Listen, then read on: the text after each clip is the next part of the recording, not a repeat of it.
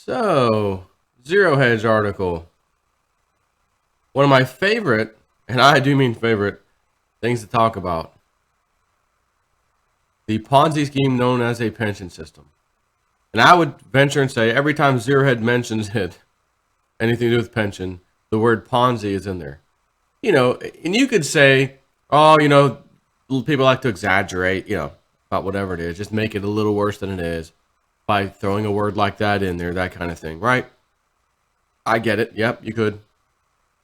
But the truth of the matter is, it sure seems that way, doesn't it? This is like a Ponzi scheme. When you first create it, hey, you're gonna put some money aside. We, the government or institution, whatever it is, gonna put some money aside. It's for you. When you retire, it'll be there. No one tells you, by the way, in order for it to be there, everybody who works after you, comes after you leave, has to pitch in too. They're going to have to pitch in more, by the way. And everybody has to make at least the entire time, on average, we've got to make 8% returns on these pensions. So how long do you plan on working here? 20, 30 years? You don't think that in that time there's going to be a few up and down waves, do you? No. Basically, it is an unrealistic expectation that they can just get 8% constantly, which is why they have not gotten 8% recently in many recent years. And when you don't get 8% and you get 6% or 5% or 3%, it hurts badly. So you got to have new people coming in, pitching into the pension system in order to keep the thing afloat. And it still can't keep it afloat because they ain't getting the returns they need. So what do? We need the government or entity to pitch in a little more. We need you, the pensioner, future pensioner, to pitch in a little more now out of your paycheck. And really, what you don't know is we're doing that now to pay the people who are already retired. This isn't even for you. We're telling you it is.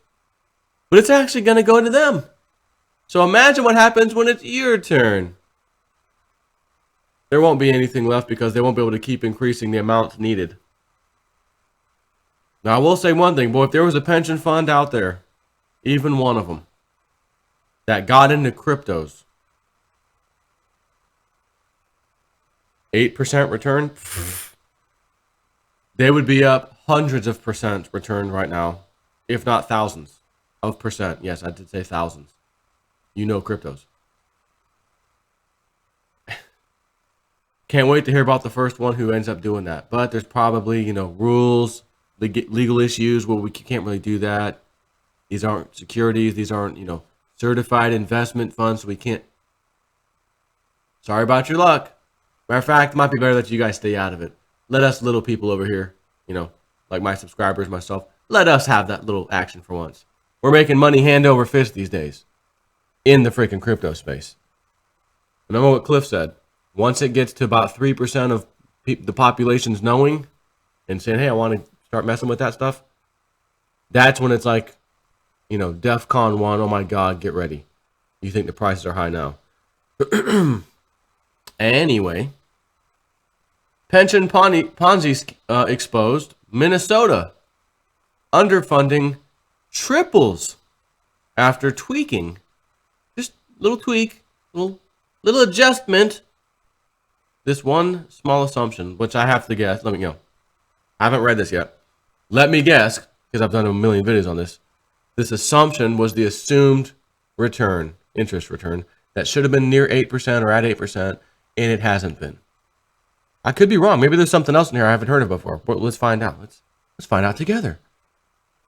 Defined benefit pension plans are, in many cases, a Ponzi scheme, according to Zero Hedge. And, in fact, according to anyone who can do simple math and logic, to be quite honest with you, current assets are used to pay current claims in full, despite insufficient funding to pay future liabilities. That's a classic Ponzi. But unlike Wall Street and corporate Ponzi schemes, no one goes to jail here because the establishment is complicit. Everyone from government officials to union bosses are incentivized to maintain the status quo. Public employees get to sleep better at night thinking they have a retirement plan. Public legislators get to be reelected by union membership while pretending their states are solvent, and union bosses get to keep their jobs while hiding the truth from employees. So what allows this Ponzi to persist? It all comes down to one simple assumption: discount rates. You see, if you simply discount future liabilities at a high enough discount rate, you can make any massively underfunded pension Ponzi look like a stable, healthy retirement gold mine. In fact, just over a year ago, we took a look at what would happen if we calculated the true underfunded level of Americans' public pensions at more reasonable discount rates. Again, we're talking that interest rate. The result showed that the media's highly referenced underfunding of $2 trillion soared to something closer to $5 to $8 trillion when more reasonable discount rates were employed. We decided to take a look at what would happen if all federal, state, and local pension plans decided to heed the advice of Mr. Gross. As one might suspect, the results are not pleasant. We conservatively assume that public pensions are currently $2 trillion underfunded, $4.5 trillion of assets for $6.5 trillion of liabilities. Even though we've seen estimates that suggest $3.5 trillion or more might be more appropriate, we then adjusted the return on asset assumption down from the current 7.5%, again, there's that 8%, roughly 7.5%, used by most pensions, to the 4.0% suggested by Mr. Gross, and found that true public pension underfunding could be closer to $5.5 trillion, or over 2.5 times more than current estimates. Others have suggested that returns should be closer to risk-free rates, which would imply an even more draconian $8.4 trillion in underfunding. Or not in underfunding, but underfunded. Again, this is the pension system. I've said a million times, if you ever, and I'll say it forever, until these pensions finally implode and they go away and they do something else that will actually, work. Again, what's wrong with just a simple 401k? You work for a company and they do a price match. They're price matching not on future, but we need to get this percentage rate in the future. No, they're price matching now. We'll match 50% of your contribution, or 100% even. Whatever it is, right? You put in $200 a week out of your paycheck. We'll put in $100 in, per paycheck, which maybe not that much, but whatever the maximum is, you can put in under 401k per week or per year, whatever. What's wrong with that? Of course, then we fall into a problem of, the stock market's crashing. Right when I need to retire, and right when I need to get out of my freaking 401k, it's in a bust cycle, and I just got screwed. Well, hold on. Don't say, well, let's go back to the pension system, because that pension is also affected by the market. Same stock market that gave these 7.5%, 8% rates. So you're screwed there too. So what's the best thing to do? Handle your investment yourself. Buy hard assets with your money. But again, you want your money to build up. That's why I got to put in this fund. It needs to build up so that while I work, I take a little bit out of my paycheck. The taxpayer essentially bails me out, and that's the company price matching, if you will, pension style. And when I retire, I'll have this big nest egg. I'll have my Social Security. I'll have that. Life's going to be good. Until it isn't. Until you're cleaned out. So what was I saying? What I always say? You ever get a letter, notice, anything? We're ready to settle with you, pension company XYZ. And you're looking, saying, oh my God, that's a 60% cut of what's owed to me. I worked 20, 30 years for this, and they're willing to try to get me out of here for 60% less than what's owed. You take that as fast as you can. You take that 40% that's left over that they're offering you, lump sum payment most likely. You take it and run as fast as you can. Got to get some precious metals. You always do. That's a big nest egg, or safety net. But get into the freaking crypto game as fast as you can. If you'd done that earlier this year, I've been talking about this all year long, and the year before that, of course, pensions. But I've been talking about the cryptos. My sister's actually, I think, coming over today sometime.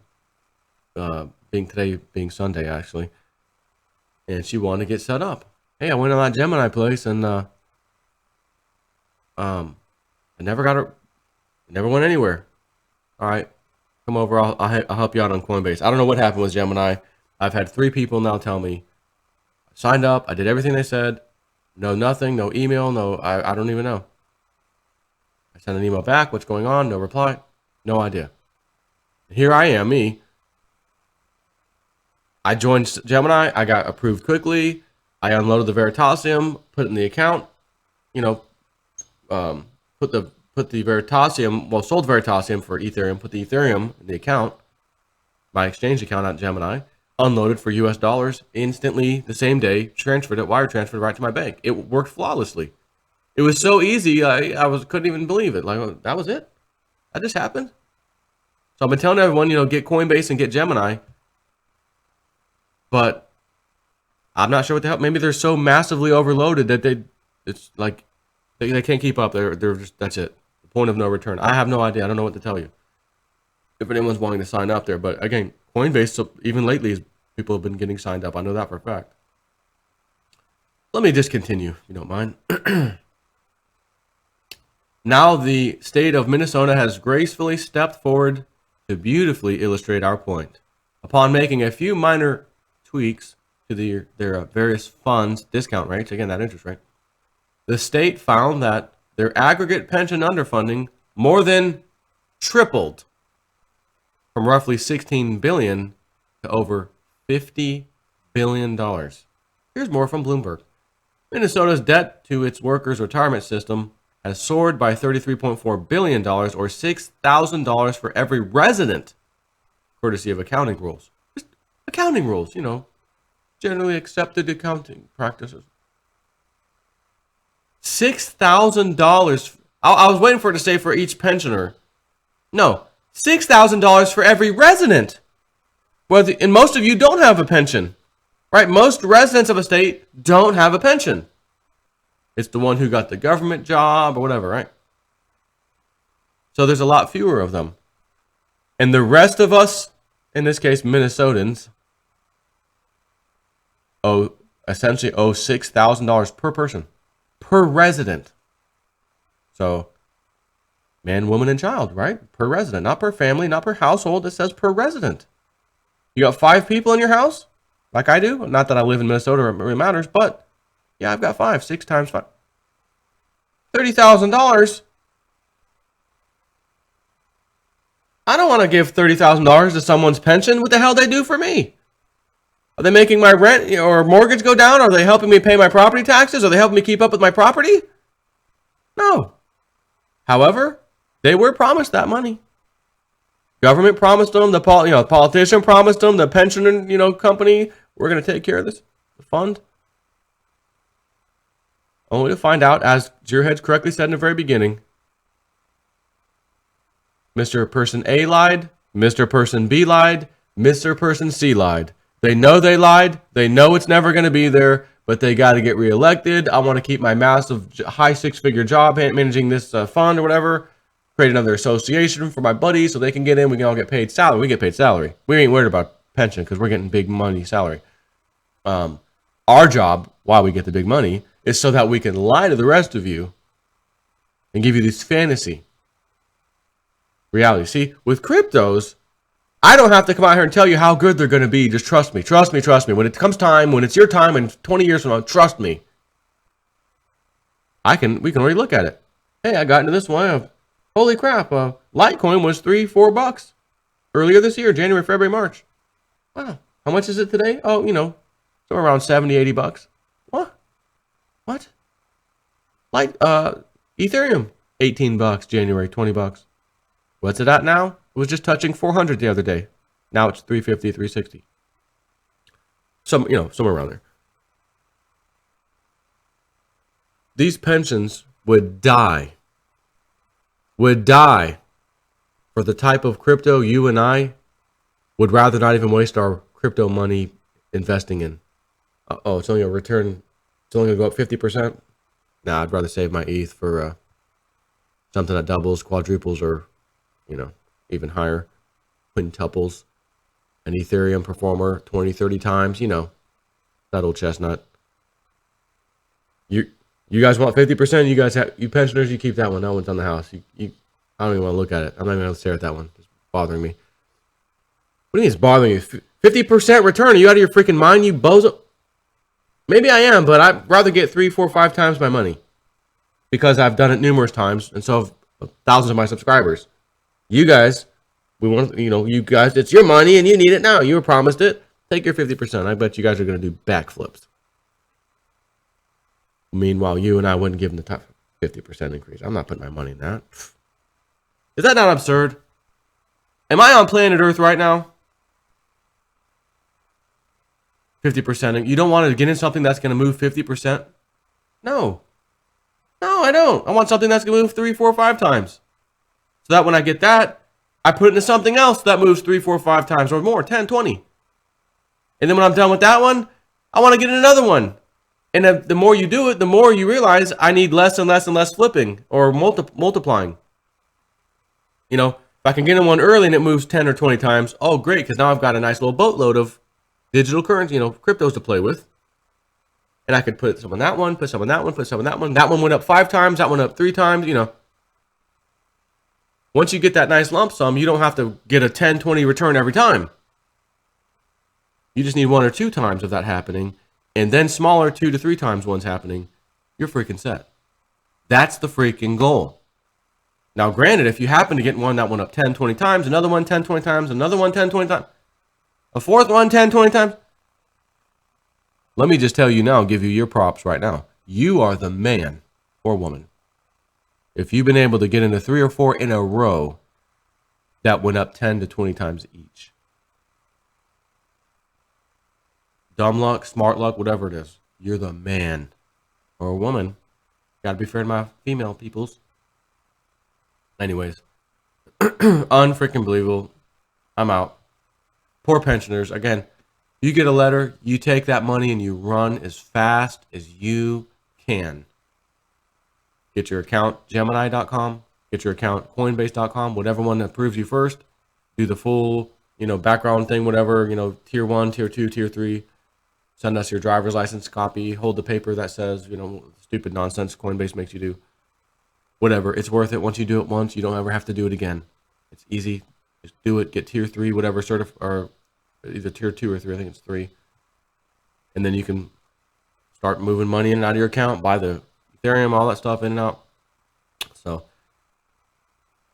look, we don't know how the hell this is going to end exactly, but it's not looking good, is it? Pension Ponzi's imploding.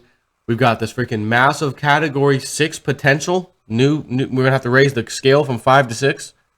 This son of a gun heading towards Florida, possibly. Jason at 4 land. I got to talk about that one next. Where is that sucker going to hit? It better not be over where old Snippy lives. I just got into my spot. We're about to close in a couple weeks. And I emailed back the insurance guy Friday. I hope he'll get back to me Tuesday, you know, long weekend. You remember you asked me about flood insurance? This is not really a flood area. Just out of curiosity, how much would it be just to add flood insurance? Since it's not a flood area anyways, you know, it shouldn't be that much. Just throw me a little quote on that, like what it would increase to. Regardless of this hurricane, it might not be a bad idea to just have it. You know what I mean? If it's like $200 a year more or whatever, you know what I mean? Like, it's totally worth it. But I don't know what it is. I have no idea. So we're going to find out. So, I'm going to add one more thing here real quick. You know, my little golf cart, my people got me housewarming gift. I bought the seat cover. It goes on the front seat, the bench part and the backrest. You know, it's like $100. Red and white, it'll look nice on my cart, you know, because it's white, it's a red cart. You know, you got to staple it to the bottom. I didn't do that yet, but I pulled it out. I'm stretching it, looking. Massively fat seams where they combine the colors. I'm like, what is this? You sit on it, you feel the seams all over your butt. No. FYI, Jason at 4 here. Don't bother with the freaking seat cover. Get the actual seat. made custom if you have to meet your freaking color demands. I thought this would work. That'd be it. I'm not about to spend $300 or $400 to get red and white seats. No, I'm going to call the golf cart stores around here. You have any, basic white ones like some of the carts come with, just the typical white? I've got some tan ones. My back seat's white. I just thought, can I trade you / even throw you a couple bucks? Give me just plain white. I'm an easy guy to please. Stay away from the seat covers. Unless it's like a full color, you're not going to have all those seams in there. You'd probably be okay. But even then, I'm stretching the thing. It's got wrinkles and this isn't fitting right. This doesn't fit properly. Maybe I've got it backwards. Let me switch it around. Nope, same thing. No, stay away from that. Take care.